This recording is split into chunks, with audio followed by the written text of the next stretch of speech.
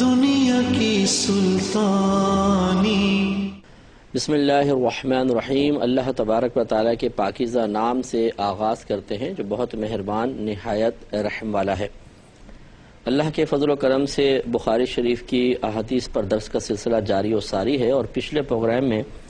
ہم نے 78ویں حدیث پر کلام کیا تھا،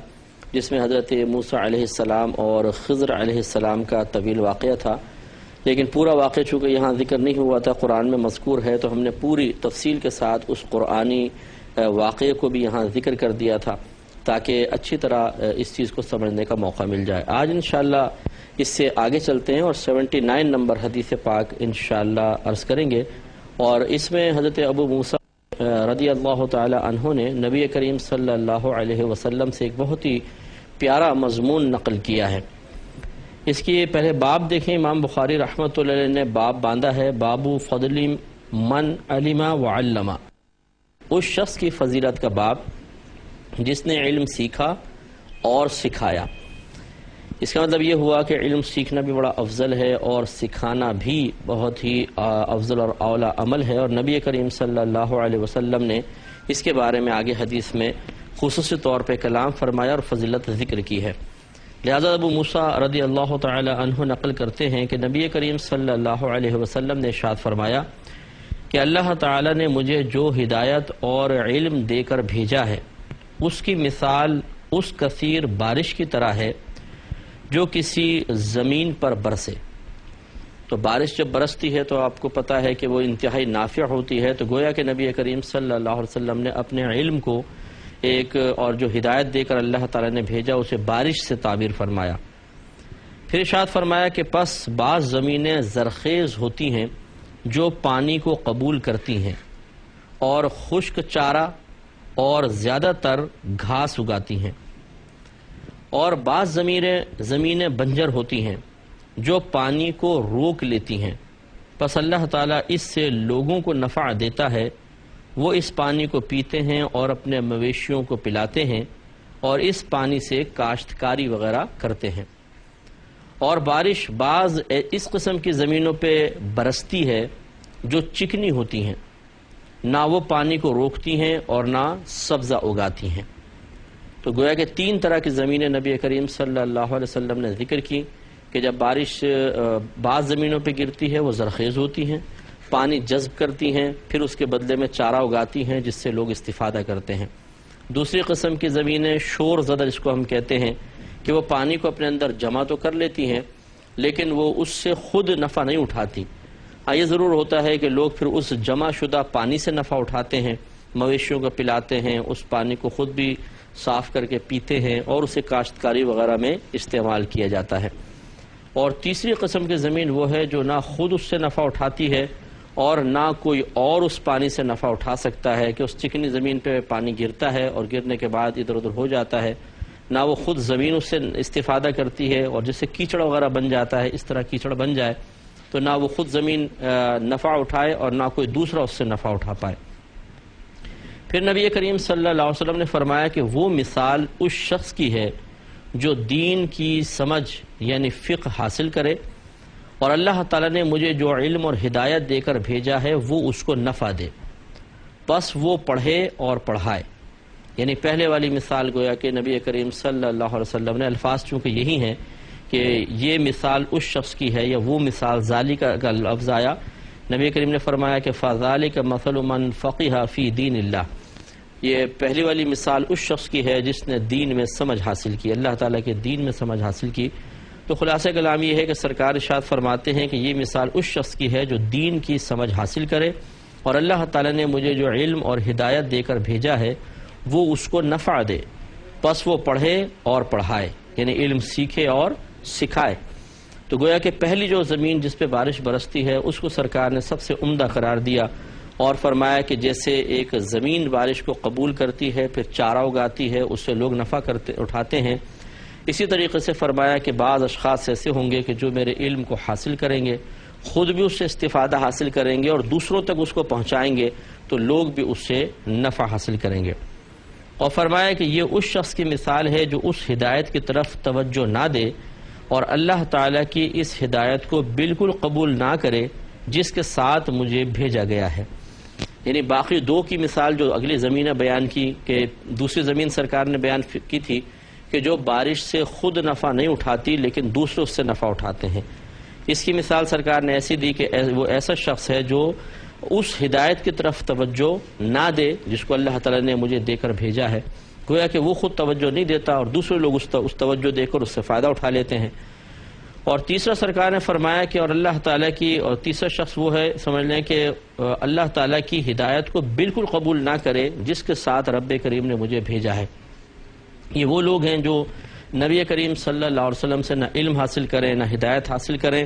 چنانچہ نہ وہ خود فائدہ حاصل کرتے ہیں نہ ان کے ذریعے کوئی اور فائدہ حاصل کرتا ہے۔ تو اس حدیث کا خلاصہ یہ ہے کہ نبی کریم صلی اللہ علیہ وسلم کی اکثر عادت کریمہ ہے کہ آپ بعض اوقات بلکہ اکثر ایسی ہوتا ہے کہ آپ دنیاوی حصی مثالوں سے کوئی بات سمجھاتے ہیں، اور یہ بڑا نفیس طریقہ ہوتا ہے، پہلے بھی ہمارا اس پر کلام ہو چکا ہے کہ یہ بڑا مؤثر طریقہ ہوتا ہے۔ اگر کوئی بیان کرنے والے ہیں، مبلغ ہیں، مقرر ہیں، واعظ ہیں، اسی طرح ٹیچرز جو ہیں وہ بھی اگر کوئی بچوں کو بات سمجھاتے ہوئے دنیاوی روزمرہ کی مثالیں پیش کریں گے تو بہت جلدی بھی سمجھ میں آتا ہے، اچھے انداز سے سمجھ میں آتا ہے، اور اسٹوڈنٹس کی توجہ یا عوام کی توجہ بھی پوری اس طرف مبذول ہوتی ہے، اور سننے والے اس چیز کو کافی عرصے تک اس مثال کی وجہ سے یاد رکھنے میں کامیاب ہو جاتے ہیں۔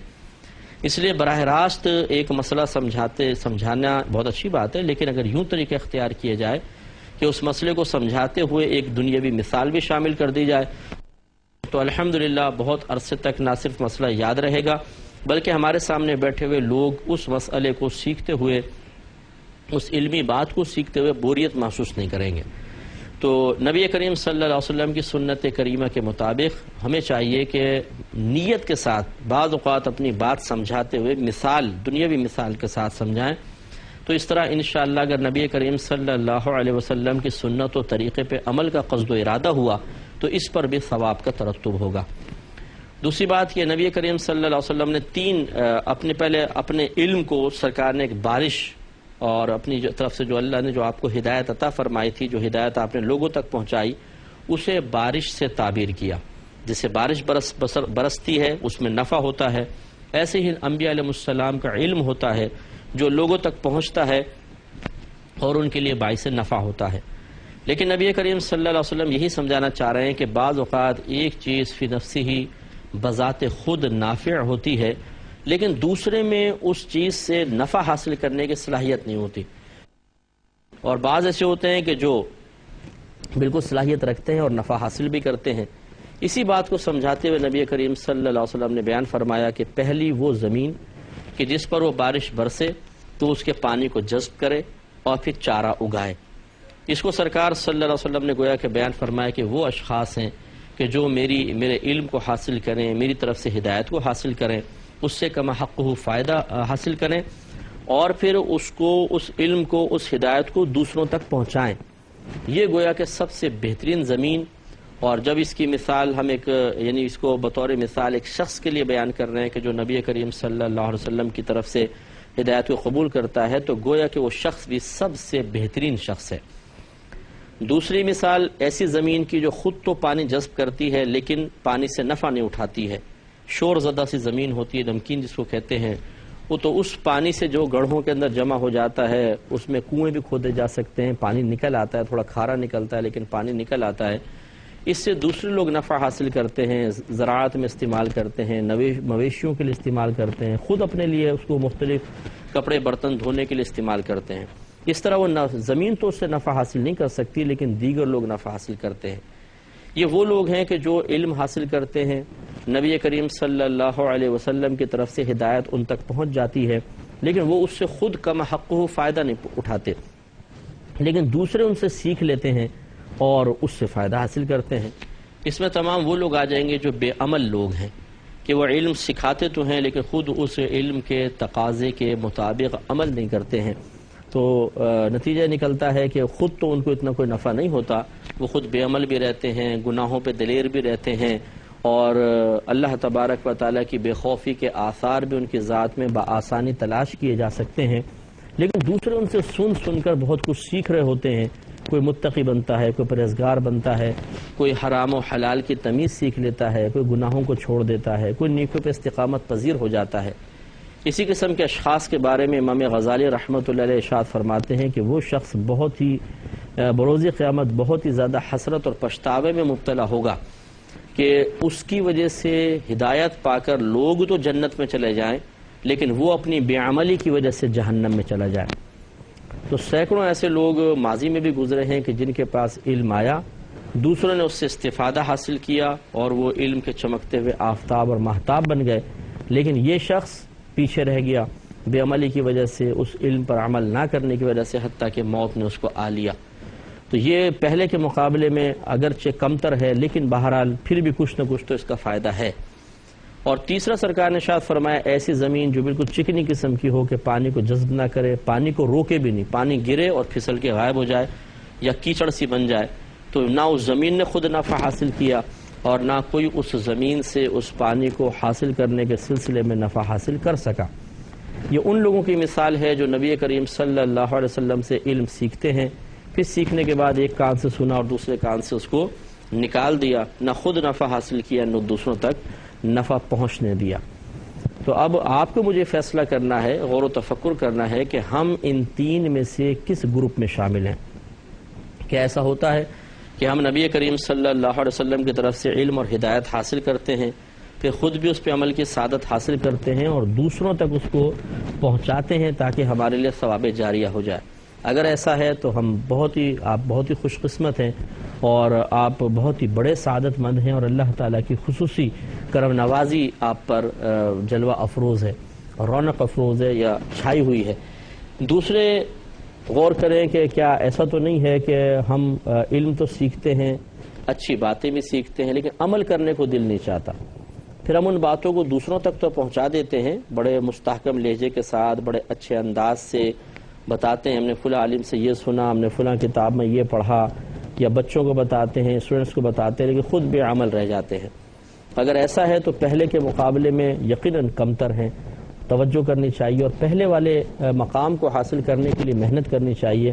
لیکن بہرحال یہ پہلے کے مقابلے میں کمتر لیکن تیسرے کے مقابلے میں بہتر ضرور ہے۔ اس میں ہمیں امپرومنٹ کی کوشش کرنی چاہیے کہ ہم خود اپنے بارے میں غور کریں کہ اگر میں خود عمل نہیں کروں گا تو صرف بات کو آگے پہنچا دینا میرے لیے مکمل طور پہ نفع کا باعث نہیں بنے گا، کیونکہ شریعت نے دو چیزوں کا ہمیں مکلف بنایا ہے، ایک علم سیکھنے سکھانے کا اور دوسرا خود اس پر عمل کرنے کا۔ لہذا نبی کریم صلی اللہ علیہ وسلم نے ارشاد فرمایا بلغوا عنی ولو آیا، میری طرف سے پہنچا دو اگرچہ ایک ہی آیت ہو۔ یہ تبلیغ کا حکم دے دیا کہ پہنچاؤ آگے، جو کچھ سیکھا اس کو آگے پہنچاؤ، سکھانے کا جس کو تعلیم کہتے ہیں، تعلیم کا حکم دے دیا۔ اور جو ارشاد فرمایا کہ طلب العلم فریضۃ علی کل مسلم، علم کا حاصل کرنا ہر عاقل بالغ مسلمان مرد و عورت پر فرض ہے، یہ تعلم کی طرف اشارہ ہے۔ تعلم من سیکھنا، علم سیکھنا، اور تعلیم کا مطلب ہوتا ہے علم سکھانا۔ تو آپ نے لفظ سنے ہوں گے تعلیم و تعلم، تو تعلیم معنی سکھانا ہوتا ہے اور تعلم کا مطلب سیکھنا ہوتا ہے۔ تو گویا کہ نبی کریم صلی اللہ علیہ وسلم کی ان دونوں حدیثوں کو دیکھ لیں، طلب العلم فریضۃ علی کل مسلم یہ تعلم کی طرف اشارہ ہے، اور بلغوا عنی ولو آیا یہ تعلیم کی طرف اشارہ ہے۔ تو ہمیں ان دونوں چیزوں کو اختیار کرنا چاہیے اور کرنا پڑے گا۔ اس کے ساتھ ساتھ پھر عمل بھی ہے۔ نبی کریم صلی اللہ علیہ وسلم نے ارشاد فرمایا کہ ایک شخص ہوگا جس کو جہنم میں ڈالا جائے گا تو اس کی آنتیں باہر نکل آئیں گی اور وہ ان کے گرد اس طرح گھوم رہا ہوگا جیسے چکی کے گرد گدھا گھومتا ہے۔ تو لوگ اس کے پاس کچھ جمع ہوں گے اور کہیں گے کہ بھائی تم یہ جہنم میں کیسے آ گئے، تم تو ہمیں واعظ و نصیحت کیا کرتے تھے، ہمیں اچھی باتوں کی طرف بلاتے تھے۔ تو وہ جواب میں کہے گا کہ میں کہتا تو تھا لیکن خود اس پر عمل نہیں کرتا تھا، تو اس وجہ سے یہ انجام ہوا۔ تو معلوم یہ ہوا کہ دیکھیں عمل جو ہے 5 طرح کا ہوتا ہے، ویسے تو 6 ہوتے ہیں لیکن 5 قابل ذکر ہے وہ ہم لے لیتے ہیں۔ ایک فرض ہے، دوسرا واجب ہے، پھر سنت موقدہ ہے، پھر سنت غیر موقدہ ہے اور اس کے بعد مستحب ہے۔ فرض، واجب، سنت موقدہ یہ 3 اعمال تو کرنے ہی ہوں گے کیونکہ ان کے ترک پر انسان گناہگار ہو سکتا ہے۔ فرض پہ تو فرض کو ترک کیا گناہ کبیرہ کا مرتکب ہوگا، واجب کو ترک کیا گناہ صغیرہ کا مرتکب ہوگا، لیکن بار بار کرتے رہے تو یہ بھی گناہ کبیرہ بن جاتا ہے۔ اور سنت مؤکدہ کو ترک کرنا، ایک دو بار کیا تو برا کیا، لیکن عادت ہی بنا لے تو پھر فقہا نے لکھا ہے کہ وہ شخص گناہگار بھی ہوگا۔ تو ان تین کا تو مطالبہ ہے، لہذا اگر کوئی شخص ان تین کو بیان کرتا ہے، لوگوں کے سامنے ان کو فرائض سکھاتا ہے، واجبات سکھاتا ہے، سنن مؤکدہ کا ذکر کرتا ہے، تو اس کو چاہیے خود بھی عمل کرے۔ اگر سکھائے اور خود عمل نہ کرے، آخرت میں قابل گرفت ہوگا، اس کی پکڑ ہوگی۔ لیکن جو آخری دو درجے کی چیزیں ہیں، یعنی سنت غیر مؤکدہ اور مستحب، یہ اگر کوئی سکھاتا ہے اور خود اس پر عمل نہیں کرتا ہے تو کوئی بات نہیں، اس میں کوئی ایسی بات نہیں ہے کہ سنت غیر مؤکدہ خود آدمی اس پہ عمل کرے، مستحب پہ عمل کرے، کیونکہ سینکڑوں چیزیں، سینکڑوں وظائف ایسے ہیں جو نبی کریم صلی اللہ علیہ وسلم نے صحابہ کرام کو سکھائے، لیکن خود آپ سے ان پر عمل پیرا ہونا منقول نہیں ہے۔ تو چونکہ سنت غیر مؤکدہ یا مستحب شریعت کی طرف سے ان کا اس انداز سے مطالبہ نہیں ہے کہ ترک کریں تو گناہگار ہوں، تو پھر خود کوئی عمل نہ بھی کرے تو کوئی بات نہیں۔ تو یہ ضرور یاد رکھیں کہ جو بروز قیامت بے عمل آدمی کی پکڑ ہوگی، اس کی بے عملی کی وجہ سے وہ پہلے تین اعمال کے ترک کی بنا پر ہوگی، فرض کو چھوڑا، واجب کو چھوڑا، سنت مؤکدہ کو پکڑا جائے گا۔ لیکن اگر وہ مستحب اور سنت غیر مؤکدہ کو چھوڑتا ہے تو اس پہ شریعت کی طرف سے کوئی گرفت اس کی نہیں ہوگی۔ اب یہ نہیں، اب جیسے بعض لوگ کہتے ہیں پہلے خود عمل کرو پھر دوسروں کو تلقین کرو، بالکل غلط ہے۔ اگر بالفرض کوئی فرض بھی نہیں کر رہا، واجب پر عمل نہیں کر رہا ہے، فرض پورے نہیں کر رہا ہے، سنت مؤکدہ پوری نہیں کر رہا ہے، تبلیغ تو پھر بھی اس کو کرنی ہوگی، یہ نہیں ہے کہ وہ نہ کرے، کیونکہ نبی کریم صلی اللہ علیہ وسلم نے واضح طور پہ فرمایا تم نیکی کا حکم دو، چاہے خود مکمل طور پہ نیک نہ بن سکو، اور تم برائی سے روکو، چاہے خود مکمل طور پہ برائی سے نہ بچ سکو۔ تو تبلیغ تو کرنی ہے، لیکن یہ جو کہتے ہیں کہ اگر آپ بے عمل رہے تو آپ کی آخرت میں گرفت ہوگی، وہ پہلے تین اعمال کے بارے میں ہے، آخری دو کے بارے میں نہیں۔ اور نہ آخری دو کے بارے میں یہ کہنا کسی کا مناسب ہے کہ پہلے آپ خود عمل کریں پھر کسی کو آپ تلقین کریں، یا خود بھی عمل کرو پھر تلقین، اور پھر ساتھ ساتھ تلقین بھی کرو، ایسا نہیں ہے۔ سنت غیر مؤکدہ اور مستحب پہ اگر ہم عمل نہ بھی کریں اور دوسروں کو سکھائیں تو یہ عمل بہت اچھا ہے، یعنی اس میں کوئی قباحت نہیں ہے اس لحاظ سے کہ آخرت میں گرفت وغیرہ ہوگی۔ بہتر اور افضل تو یہی تھا کہ خود بھی عمل کریں اور دوسروں کو بھی سکھائیں، لیکن بہرحال اگر سنت غیر مؤکدہ یا مستحب ہم پورے نہیں کرتے ہیں لیکن دوسروں کو سکھاتے ہیں تو بہت اچھی بات ہے، اور اس پر عمل پیرا نہ ہونا ایسا نہیں ہے کہ شریعت اس پر ہمیں گناہگار قرار دے۔ اس کے جسٹ اپوزٹ پھر 5 چیزیں ہوتی ہیں، ایک فرض کے مقابل حرام ہے، اور واجب کے مقابل مکروہ تحریمی ہے، سنت مؤکدہ کے مقابل اساءت کہلاتا ہے، اساءت مانے برائی کرنا، سنت غیر مؤکدہ کے مقابلے میں مکروہ تنزیہی ہے، اور سنت اور مستحب کے خلاف مخالف ہوتا ہے خلاف اولا۔ تو اب جو شخص گناہوں سے بچنے کی تلقین کر رہا ہے اسے بھی اس پہ توجہ کرنی ہوگی کہ کن چیزوں پہ عمل بچنا فرض لازم ہے اور کن سے نہیں۔ اس پہ انشاءاللہ میں کلام کروں گا، لیکن نیکسٹ پروگرام میں وآخر دعوانا ان الحمدللہ رب العالمین۔ اے اللہ